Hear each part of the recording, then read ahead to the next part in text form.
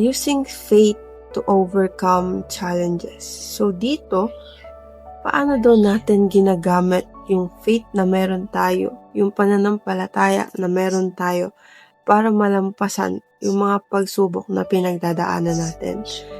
May 3 steps na pwede nating gawin. Una, pray and reflect. Dito, sinasabi na kausapin mo ang Diyos. Talk to God. Share your fears, your worries. Kapag nag-reflect tayo, mas malinaw ang nagiging solusyon at mas maayos ang desisyon natin. Kahit ba 5 minutes lang araw-araw, pwede tayong mag-set ng prayer routine para ma-release natin yung mga words natin sa Kanya.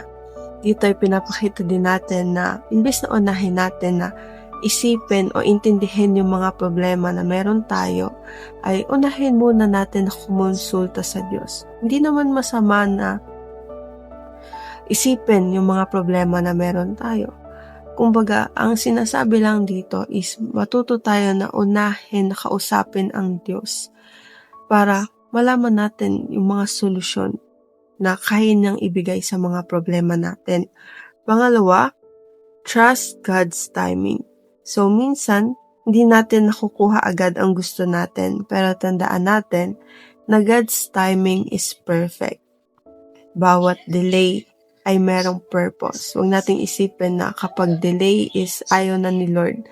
Ibig sabihin ng delay, kaya nagkakaroon ng delay, minsan may purpose din si Lord kung ba't nagkakaroon nito. Kaya, magtiwala lang tayo sa perfect time ng Lord para sa atin. At isa pa, pwede din tayong magsulat ng mga goals natin, then also write one positive thing that happened today. So, halimbawa sa isang araw, mag-isip ka or magsulat ka na ano ba yung nangyari sa akin sa araw na ito? Ano ba yung magandang nangyari sa akin sa araw na ito? And makikita ninyo na God is guiding you step by step. At yung pangatlo ay take action with faith. Pag sinabi na to is faith without action is incomplete. Sabi nga na habang nananalig tayo, so kailangan natin na gumawa ng steps para ma-achieve yung goals natin. Na kahit sobrang liit na step niyan, sobrang importante niyan. Halimbawa, gusto mong ma-improve yung finances mo. So, kailangan mag-start ka mag-budget, mag-saving, at learning new skills.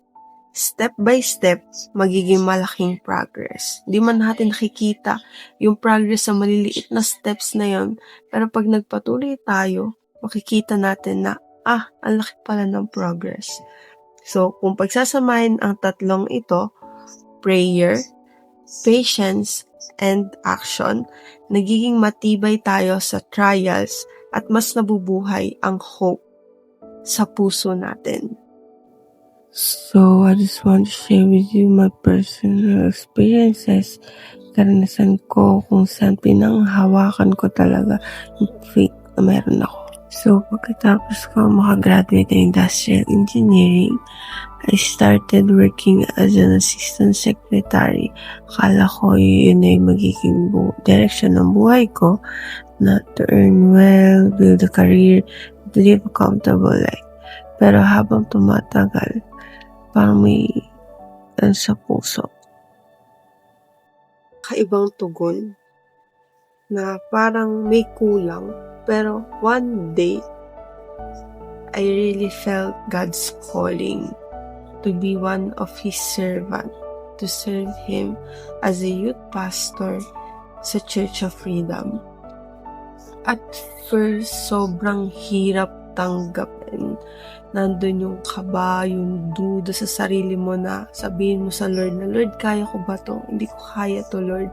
Lalo na ako, sobrang mahiyain ko, bata pa lang ako, sobrang mahiyain ko na hindi ako humaharap sa maraming tao. Yun talaga yung pinakakinakatakutan ko, na humarap sa madaming tao, magsalita sa madaming tao. Pero, anong magagawa ko? Pinili tayo ng Lord para mag-serve sa Kanya. At kapag pinili ka ng Diyos, kailangan mong tumugon sa tawag niya. At yun, habang lumalapit ako kay Lord, mas malinaw kong naramdaman na ang tunay na success ay hindi sa trabaho, hindi sa pera, pero ang tunay na tagumpay ay ang pagsunod mo sa tawag niya sa'yo.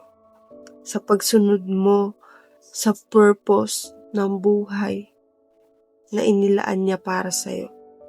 Kaya ngayon, every time I stand and speak the truth, I'm reminded that God can turn fear into faith, uncertainty into direction, and ordinary people into vessels of His life. Hindi naging madali, pero bawat challenge, nakita ko ang katapatan ng Diyos. Kaya gusto kong sabihin sa'yo na kung pakiramdam mo ngayon ay nasa season ka ng doubt or confusion, nagdududa ka, huwag kang matakot. Kasi God might be preparing you for something greater than you can imagine. Trust His timing and let your faith lead the way. So, sa episode natin na ito, narito ang 3 actionable takeaways. So, una, maglaan ng 5 minutes araw-araw sa prayer and reflection. So, hindi naman siguro mahirap na maglaan ka ng 5 minutes para sa prayer and reflection. Sa totoo lang, nakakapag-Facebook tayo, nakakapag-TikTok tayo, nakakapag-social media tayo. Ilang oras yung inilalaan natin doon. Pero hindi tayo nakakapag-pray. Kahit ilang oras, kahit ilang saglit, hindi mo lang tayo nakakapag-pray at nakakapaglaan ng oras kay Lord. Kaya ngayon, kahit 5 minutes lang, maglaan tayo para sa prayer and reflection. Mas maganda nga kung higit pang 5 minutes ang ilaan natin sa prayer and reflection para mas makausap natin si Lord. Pangalawa, write down your challenges at tignan ito bilang opportunities at hindi barrier. At pangatlo, take at least one small step today towards solving a problem. Try niya itong ngayong week at tignan natin kung paano makakaapekto sa mindset ninyo at sa approach nyo sa challenges. Rise up, faithful. Tandaan natin na ang challenges are part of our life. Pero, hindi kailangang harapin ang lahat alone. Hindi natin kailangang harapin lahat ng problema natin nang tayo lang mag-isa. Nandyan ang Diyos na kasama natin palagi.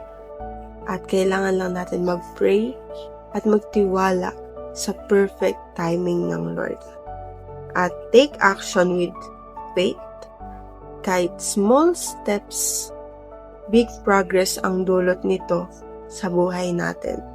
So remember, faith doesn't remove the storm, but it gives us peace in the middle of it. So keep believing, keep trusting, and keep moving. Because God is working even when you don't see it. Kumikilos ang Lord kahit hindi natin siya nakikita.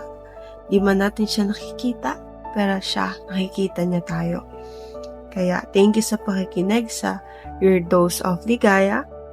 I hope that today you felt encouraged and inspired to face your challenges with hope, courage, and faith. So, faith, hope, action together.